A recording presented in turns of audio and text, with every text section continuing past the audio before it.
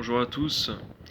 Michée, chapitre 3, verset 5. Ainsi parle l'Éternel sur les prophètes qui égarent mon peuple, qui annoncent la paix si leurs dents ont quelque chose à mordre et qui publient la guerre si on ne leur met rien dans la bouche.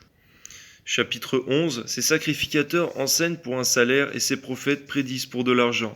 Et ils osent s'appuyer sur l'Éternel. Ils disent: l'Éternel n'est-il pas au milieu de nous? Le malheur ne nous atteindra pas, c'est pourquoi, à cause de vous, Sion sera labouré comme un champ. Jérusalem deviendra un monceau de pierre, et les montagnes du temple une sommité couverte de bois.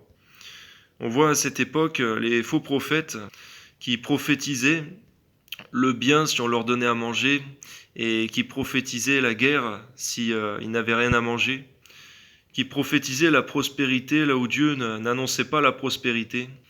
Et quelle réponse fait le Seigneur à ces faux prophètes?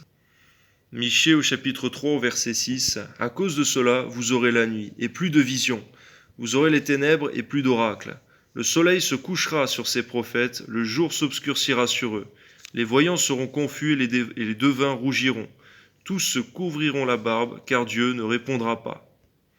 Mais moi, donc là c'est Michée qui parle, je suis rempli de force de l'Esprit de l'Éternel, je suis rempli de justice et de vigueur pour faire connaître à Jacob son crime et à Israël son péché. Sachons donc bien discerner les vrais des faux prophètes, ceux qui sont remplis de l'Esprit de Dieu et qui veulent faire la volonté de Dieu, et qui cherchent à amener les païens ou alors le peuple de Dieu à la repentance lorsque la situation s'y prête, qui annoncent la prospérité que lorsque Dieu l'annonce, et qui ne prophétisent pas par leur propre cœur mais par l'Esprit de l'Éternel. N'oublions pas que toute la Bible mentionne les faux prophètes, les faux docteurs, les faux pasteurs, et que la conséquence pour eux sera très grave au jour du jugement. Éloignons-nous de ces gens-là et demandons à Dieu le discernement par son esprit. Que Dieu vous bénisse.